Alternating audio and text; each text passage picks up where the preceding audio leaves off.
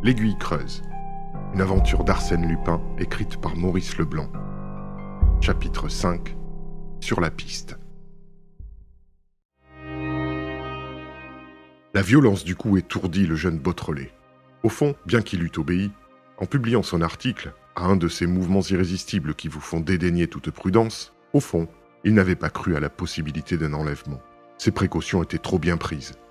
Les amis de Cherbourg n'avaient pas seulement consigne de garder le père Beautrelet, ils devaient surveiller ses allées et venues, ne jamais le laisser sortir seul, et même ne lui remettre aucune lettre sans l'avoir au préalable décachetée.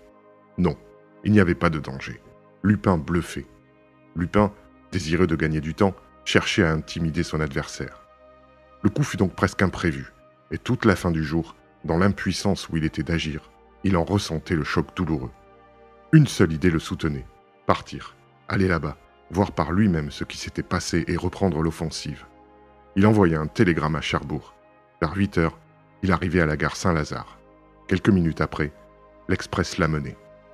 Ce n'est qu'une heure plus tard, en dépliant machinalement un journal du soir acheté sur le quai, qu'il eut connaissance de la fameuse lettre par laquelle Lupin répondait indirectement à son article du matin. « Monsieur le directeur, je ne prétends point que ma modeste personnalité, qui certes, en des temps plus héroïques, eût passé complètement inaperçue, ne prenne quelque relief en notre époque de veulerie et de médiocrité. Mais il est une limite que la curiosité malsaine des foules ne saurait franchir sous peine de déshonnête indiscrétion. Si l'on ne respecte plus le mur de la vie privée, quelle sera la sauvegarde des citoyens? Invoquera-t-on l'intérêt supérieur de la vérité? Un prétexte à mon égard, puisque la vérité est connue et que je ne fais aucune difficulté pour en écrire l'aveu officiel. Oui, mademoiselle de Saint-Véran est vivante. Oui, je l'aime. Oui, j'ai le chagrin de ne pas être aimé d'elle. Oui, l'enquête du petit Beautrelet est admirable de précision et de justesse. Oui, nous sommes d'accord sur tous les points. Il n'y a plus d'énigme. Eh bien, alors, atteint jusqu'aux profondeurs même de mon âme, tout saignant encore des blessures mortelles les plus cruelles, je demande qu'on ne livre pas davantage à la malignité publique mes sentiments les plus intimes et mes espoirs les plus secrets. Je demande la paix qui m'est nécessaire pour conquérir l'affection de mademoiselle de Saint-Véran et pour effacer de son souvenir les 1000 petits outrages qui lui valaient de sa part et de son oncle et de sa cousine, ceci n'a pas été dit, sa situation de parente pauvre. Mademoiselle de Saint-Véran oubliera ce passé détestable. Tout ce qu'elle pourra désirer, fût-ce le plus beau joyau du monde, fût-ce le trésor le plus inaccessible, je le mettrai à ses pieds. Elle sera heureuse, elle m'aimera. Mais pour réussir, encore une fois, il me faut la paix. C'est pourquoi je dépose les armes, et c'est pourquoi j'apporte à mes ennemis le rameau d'olivier, tout en les avertissant, d'ailleurs, généreusement, qu'un refus de leur part pourrait avoir, pour eux, les plus graves conséquences. Un mot encore au sujet du sieur Arlington. Sous ce nom se cache un excellent garçon, secrétaire du milliardaire américain Cooley, et chargé par lui de rafler en Europe tous les objets d'art antique qu'il est possible de découvrir. La malchance voulut qu'il tombât sur mon ami Étienne de Vaudreix, alias Arsène Lupin, alias moi. Il apprit ainsi, ce qui d'ailleurs était faux, qu'un certain monsieur de Gesvres voulait se défaire de 4 Rubens, à condition qu'ils fussent remplacés par des copies, et qu'on ignorât le marché auquel il consentait. Mon ami Vaudreix se faisait fort de décider monsieur de Gesvres à vendre la Chapelle-Dieu. Les négociations se poursuivirent avec une entière bonne foi du côté de mon ami Vaudreix, avec une ingénuité charmante du côté du sieur Arlington, jusqu'au jour où les Rubens et les pierres sculptées de la Chapelle-Dieu furent en lieu sûr, et le sieur Arlington en prison. Il n'y a donc plus qu'à relâcher l'infortuné américain, puisqu'il se contenta du modeste rôle de dupe, à flétrir le milliardaire Cooley, puisque, par crainte d'ennui possible, il ne protesta pas contre l'arrestation de son secrétaire, et à féliciter mon ami Étienne de Vaudreix, alias moi, puisqu'il venge la morale publique en gardant les 500 000 francs qu'il a reçus par avance du peu sympathique Cooley. Excusez la longueur de ces lignes, mon cher directeur, et croyez en mes sentiments distingués, Arsène Lupin. Peut-être Isidore pesa-t-il les termes de cette lettre avec autant de minutie qu'il avait étudié le document de l'Aiguille creuse. Il partait de ce principe, dont la justesse était facile à démontrer, que jamais Lupin n'avait pris la peine d'envoyer une seule de ces amusantes lettres aux journaux sans une nécessité absolue, sans un motif que les événements ne manquaient pas de mettre en lumière un jour ou l'autre. Quel était le motif de celle-ci? Pour quelle raison secrète confessait-il son amour et l'insuccès de cet amour? Était-ce là qu'il fallait chercher? Ou bien dans les explications qui concernaient le sieur Arlington, ou plus loin encore, entre les lignes? derrière tous ces mots dont la signification apparente n'avait peut-être d'autre but que de suggérer la petite idée mauvaise, perfide, déroutante. Des heures, le jeune homme enfermé dans son compartiment resta pensif, inquiet. Cette lettre lui inspirait de la méfiance, comme si elle avait été écrite pour lui, et qu'elle fut destinée à l'induire en erreur, lui, personnellement. Pour la première fois, et parce qu'il se trouvait en face non plus d'une attaque directe, mais d'un procédé de lutte équivoque, indéfinissable, il éprouvait la sensation très nette de la peur, et songeant à son vieux bonhomme de père, enlevé par sa faute, il se demandait avec angoisse si ce n'était pas folie que de poursuivre un duel aussi inégal. Le résultat n'est-il pas certain? D'avance, Lupin n'avait-il pas partie gagnée?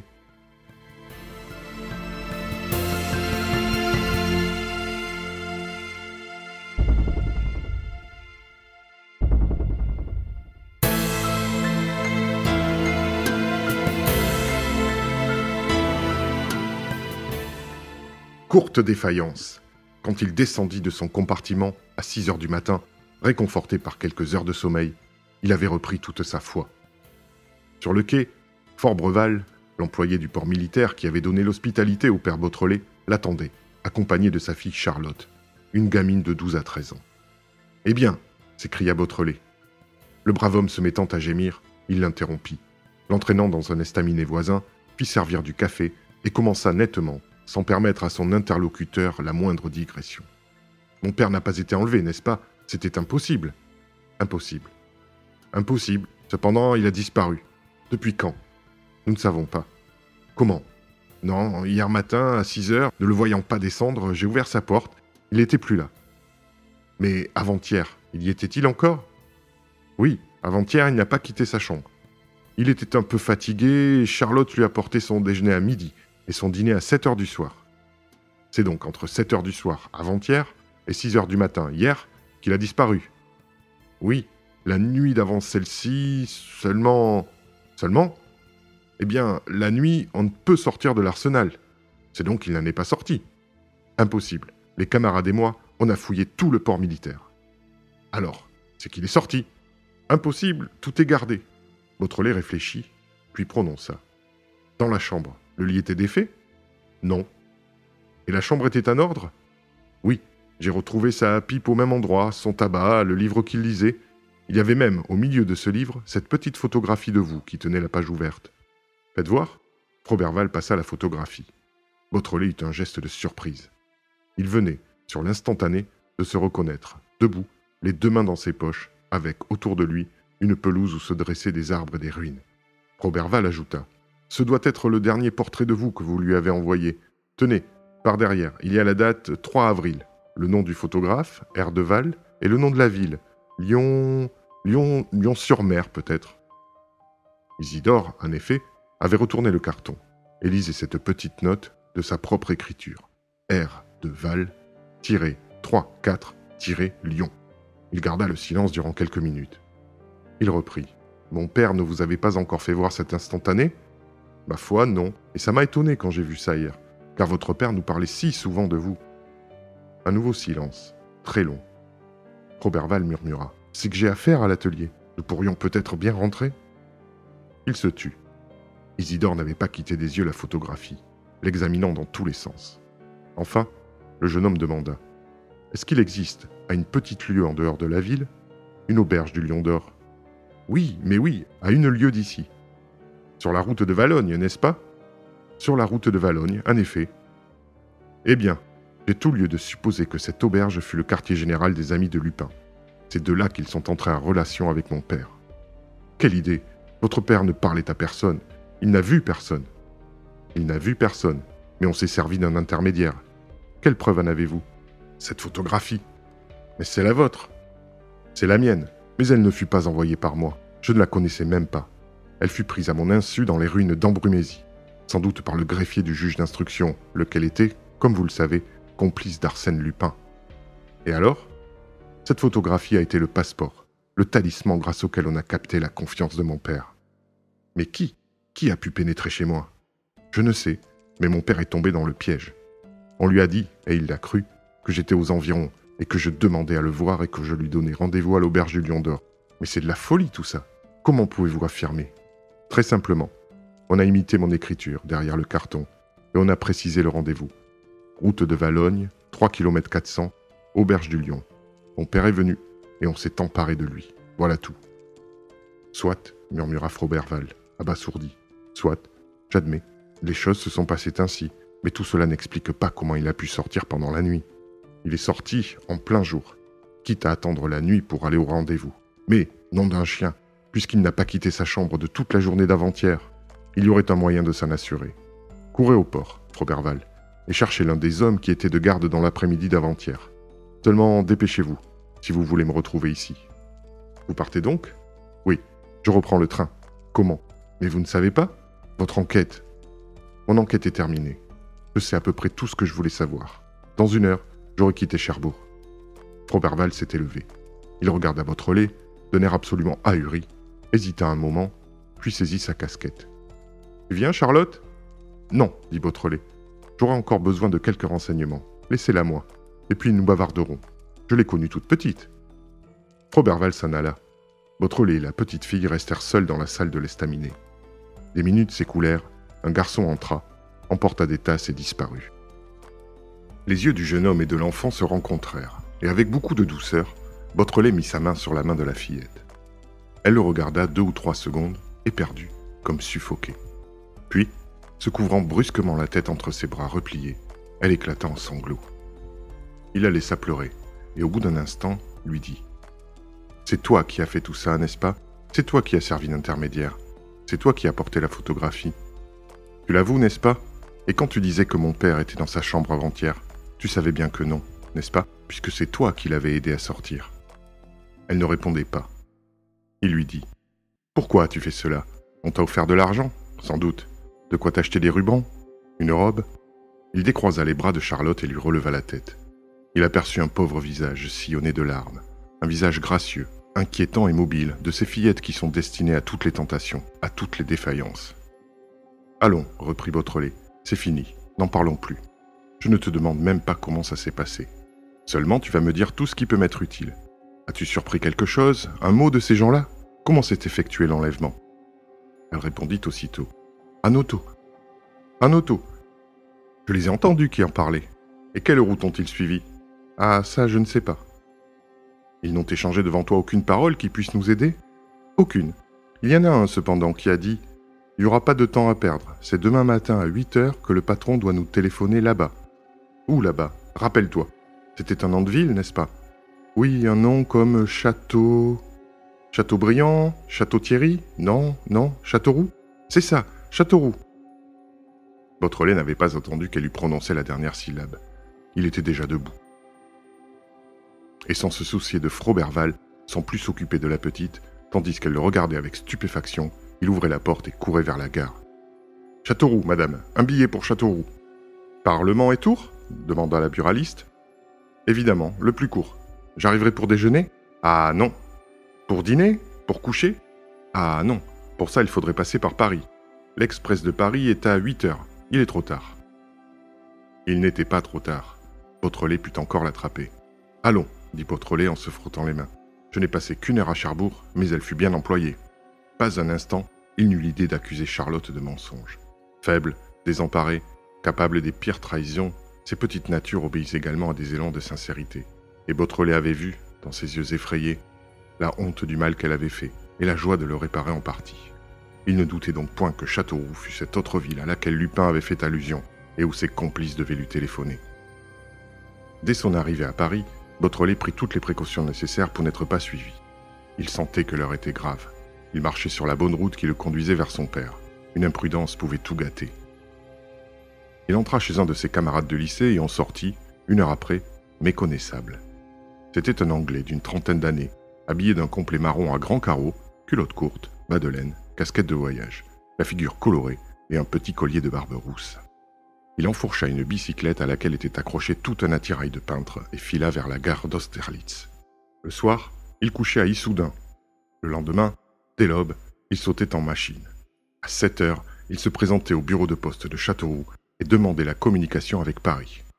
Obligé d'attendre, il liait conversation avec l'employé et apprenait que l'avant-veille, à pareille heure, un individu, en costume d'automobiliste, avait également demandé la communication avec Paris. La preuve était faite. Il n'attendit pas davantage. L'après-midi, il savait, par des témoignages irrécusables, qu'une limousine, suivant la route de Tours, avait traversé le bourg de Buzancé, puis la ville de Châteauroux, et s'était arrêtée au-delà de la ville, sur la lisière de la forêt.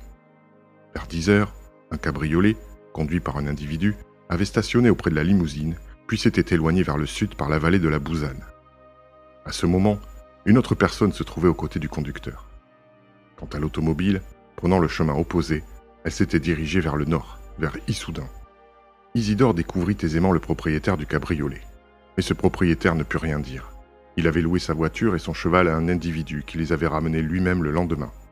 Enfin, le soir même, Isidore constatait que l'automobile n'avait fait que traverser Issoudun, continuant sa route vers Orléans, c'est-à-dire vers Paris. De tout cela, il résultait, de la façon la plus absolue, que le père Beautrelet se trouvait aux environs. Sinon, comment admettre que des gens fissent près de 500 km à travers la France pour venir téléphoner à Châteauroux et remonter ensuite à Anglaigu sur le chemin de Paris? Cette formidable randonnée avait un but précis, transporter le père Beautrelet à l'endroit qui lui était assigné. Et cet endroit, c'est à portée de ma main, se disait Isidore en frissonnant d'espoir. À 10 lieues, à 15 lieues d'ici, mon père attend que je le secoure. Il est là, il respire le même air que moi. Tout de suite, il se mit en campagne. Prenant une carte d'état-major, il la divisa en petits carrés qu'il visitait tour à tour, entrant dans les fermes, faisant causer les paysans, se rendant auprès des instituteurs, des maires, des curés, bavardant avec les femmes. Il lui semblait qu'il allait sans retard toucher au but, et ses rêves s'amplifiant, ce n'était plus son père qu'il espérait délivrer, mais tous ceux que Lupin tenait captifs, Raymond de Saint-Véran, Ganimard, Herlock Sholmès peut-être, et d'autres, beaucoup d'autres. Et en arrivant jusqu'à eux, il arriverait en même temps jusqu'au cœur même de la forteresse de Lupin, dans sa tanière, dans la retraite impénétrable où il entassait les trésors qu'il avait volés à l'univers. Mais, après 15 jours de recherches infructueuses, son enthousiasme finit par décliner, et très vite, il perdit confiance. Le succès tardant à se dessiner, du jour au lendemain presque il le jugea impossible, et, bien qu'il continuât à poursuivre son plan d'investigation, il eût éprouvé une véritable surprise si ses efforts eussent abouti à la moindre découverte. Des jours encore s'écoulèrent, monotones et découragés. Il sut par les journaux que le comte de Gesvres et sa fille avaient quitté Embrumésie et s'étaient installés aux environs de Nice. Il sut aussi l'élargissement du sieur Arlington, dont l'innocence éclata, conformément aux indications d'Arsène Lupin. Il changea son quartier général, s'établissant 2 jours à La Châtre, 2 jours à Argenton. Même résultat. À ce moment, il fut prêt d'abandonner la partie. Évidemment, le cabriolet qui avait amené son père n'avait dû fournir qu'une étape, à laquelle une autre étape, fournie par une autre voiture, avait succédé. Et son père était loin. Il songea au départ. Or, un lundi, il aperçut, sur l'enveloppe d'une lettre non affranchie qu'on lui renvoyait de Paris, il aperçut une écriture qui le bouleversa. Son émotion fut telle, durant quelques minutes, qu'il n'osait ouvrir, par peur d'une déception. Sa main tremblait. Était-ce possible? N'y avait-il pas là un piège que lui tendait son infernal ennemi? Du coup, il décacheta. C'était bien une lettre de son père, écrite par son père lui-même.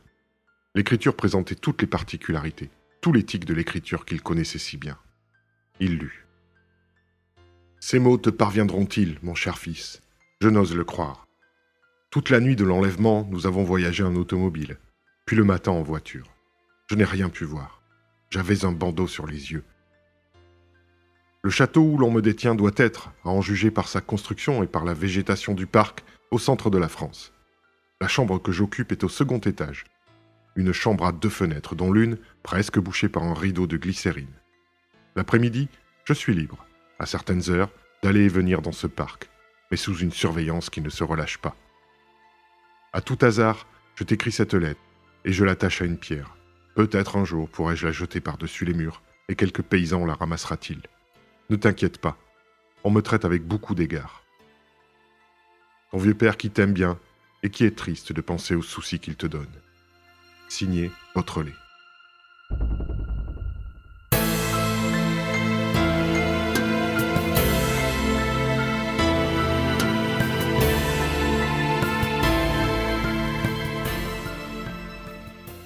Aussitôt Isidore regarda les timbres de la poste. Il portait Cusion, l'Indre, ce département qu'il s'acharnait à fouiller depuis des semaines. Il consulta un petit guide de poche qui ne le quittait pas. Cusion, canton d'Aiguzon. Là aussi, il avait passé. Par prudence, il rejeta sa personnalité d'anglais, qui commençait à être connu dans le pays, se déguisa en ouvrier et fila sur Cusion, village peu important, où il lui fut facile de découvrir l'expéditeur de la lettre. Tout de suite, d'ailleurs, la chance le servit. « Une lettre jetée à la poste mercredi dernier !» s'écria le maire, brave bourgeois auquel il se confia, et qui se mit à sa disposition. « Écoutez, je crois que je peux vous fournir une indication précieuse. Samedi matin, un vieux rémouleur qui fait toutes les foires du département, le père Charel, que j'ai croisé au bout du village, m'a demandé « Monsieur le maire, une lettre qui n'a pas de timbre, ça part tout de même !»« Dame ! Et ça arrive à destination ?»« Parbleu, seulement il y a un supplément de taxe à payer, voilà tout. »« Et il habite, le père Charel ?»« Il habite là-bas, tout seul, sur le coteau, la masure après le cimetière. Voulez-vous que je vous accompagne ?» C'était une masure isolée, au milieu d'un verger qu'entouraient de hauts arbres.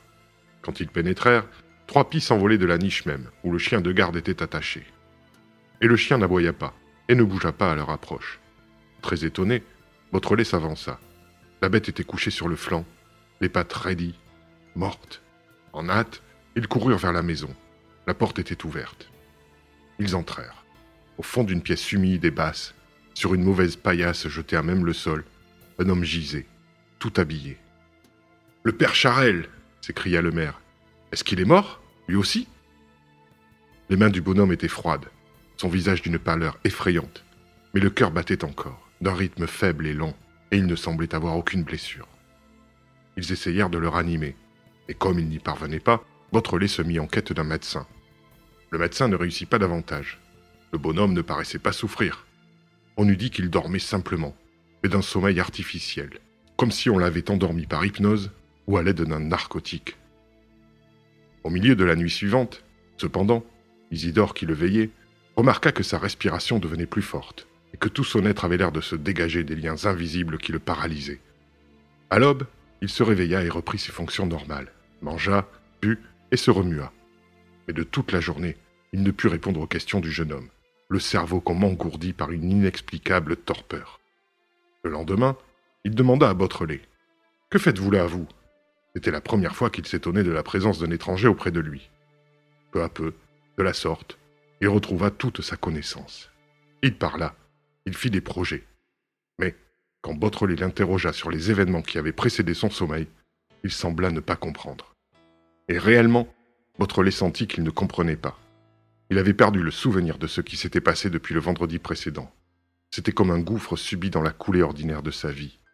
Il racontait sa matinée et son après-midi du vendredi, les marchés conclus à la foire, le repas qu'il avait pris à l'auberge, puis plus rien.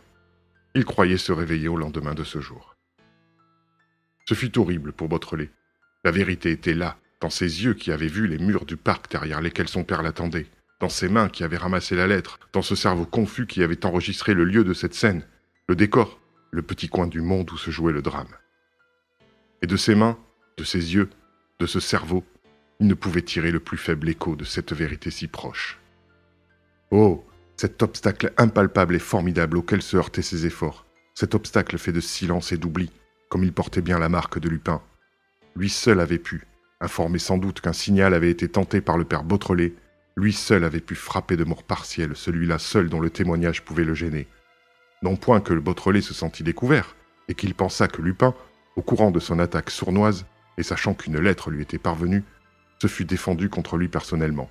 Mais combien s'était montré de prévoyance et de véritable intelligence que de supprimer l'accusation possible de ce passant. Personne ne savait plus maintenant qu'il y avait, entre les murs d'un parc, un prisonnier qui demandait du secours. Personne ? Si, Beautrelet. Le père Charel ne pouvait parler ? Soit. Mais on pouvait connaître du moins la foire où le bonhomme s'était rendu, et la route logique qu'il avait prise pour en revenir. Et, le long de cette route, peut-être enfin serait-il possible de trouver. Isidore, qui d'ailleurs n'avait fréquenté la masure du père Charel qu'avec les plus grandes précautions, et de façon à ne pas donner l'éveil, Isidore décida de n'y point retourner. S'étant renseigné, il apprit que le vendredi, c'était le jour de marché à Fresseline, gros bourg situé à quelques lieues, où l'on pouvait se rendre, soit par la grande route, assez sinueuse, soit par des raccourcis. Le vendredi, il choisit, pour y aller, la grande route, et n'aperçut rien qui attirât son attention. Aucune enceinte de haut mur, aucune silhouette de vieux château. Il déjeuna dans une auberge de Fresseline, et il se disposait à partir quand il vit arriver le père Charel qui traversait la place en poussant sa petite voiture de rémouleur. Il le suivit aussitôt de très loin. Le bonhomme fit 2 interminables stations pendant lesquelles il repassa des douzaines de couteaux. Puis, enfin, il s'en alla par le chemin tout différent qui se dirigeait vers Crozant et le bourg d'Aiguzon. Beautrelet s'engagea derrière lui sur cette route, mais il n'avait pas marché pendant 5 minutes qu'il eut l'impression de ne pas être seul à suivre le bonhomme. Un individu cheminait entre eux, qui s'arrêtait et repartait en même temps que le père Charel, sans prendre d'ailleurs beaucoup de soin pour ne pas être vu. « On le surveille, » pensa Beautrelet. « Peut-être veut-on savoir s'il s'arrête devant les murs. » Son cœur battit. L'événement approchait. Tous trois, les uns derrière les autres, ils montaient et descendaient les pentes raides du pays, et ils arrivèrent à Crozant. Là, le père Charel fit une halte d'1 heure. Puis il descendit vers la rivière et traversa le pont. Mais il se passa alors un fait qui surprit Beautrelet. L'individu ne franchit pas la rivière. Il regarda le bonhomme s'éloigner, et quand il l'eut perdu de vue, il s'engagea dans un chantier qui le conduisit en plein champ. Que faire? Beautrelet hésita quelques secondes, puis, brusquement, se décida. Il se mit à la poursuite de l'individu. Il aura constaté, pensa-t-il, que le père Charel a passé tout droit. Il est tranquille ou il s'en va? Où? Au château? Il touchait au but. Il le sentait à une sorte d'allégresse douloureuse qui le soulevait. L'homme pénétra dans un bois obscur qui dominait la rivière, puis apparut de nouveau en pleine clarté, à l'horizon du sentier. Quand Beautrelet, à son tour, sortit du bois, il fut très surpris de ne plus apercevoir l'individu. Il le cherchait des yeux, quand soudain il étouffa un cri, et d'un bond en arrière, regagna la ligne des arbres qu'il venait de quitter. À sa droite, il avait vu un rempart de hautes murailles, que flanquaient, à distances égales, des contreforts massifs. C'était là, ces murs emprisonnaient son père. Il avait trouvé le lieu secret où Lupin gardait ses victimes. Il n'osa plus s'écarter de l'abri que lui offraient les feuillages épais du bois. Lentement, presque à plat ventre, il s'appuya vers la droite et parvint ainsi au sommet d'un monticule qui atteignait le faîte des arbres voisins. Les murailles étaient plus élevées encore. Cependant, il discerna le toit du château qu'elle ceignait, un vieux toit Louis XIII que surmontaient des clochetons très fins disposés en corbeille autour d'une flèche plus aiguë et plus haute. Pour ce jour-là, Beautrelet n'en fit pas davantage. Il avait besoin de réfléchir et de préparer son plan d'attaque, sans rien laisser au hasard. Maître de Lupin, c'était à lui maintenant de choisir l'heure et le mode du combat. Il s'en alla. Près du pont, il croisa 2 paysannes qui portaient des seaux remplis de lait. Il leur demanda « Comment s'appelle le château qui est là-bas, derrière les arbres ?»« Ça, monsieur, c'est le château de l'Aiguille. » Il avait jeté sa question sans y attacher d'importance. La réponse le bouleversa. « Le château de l'Aiguille, ah ! Et où sommes-nous, ici? Dans le département de l'Indre? Ma foi, non. L'Indre, c'est de l'autre côté de la rivière. Par ici, c'est la Creuse. » Isidore eut un éblouissement. Le château de l'Aiguille. Le département de la Creuse. L'Aiguille, Creuse. La clé même du document. La victoire assurée, définitive, totale. Sans un mot de plus, il tourna le dos aux 2 femmes et s'en alla en titubant, comme un homme ivre.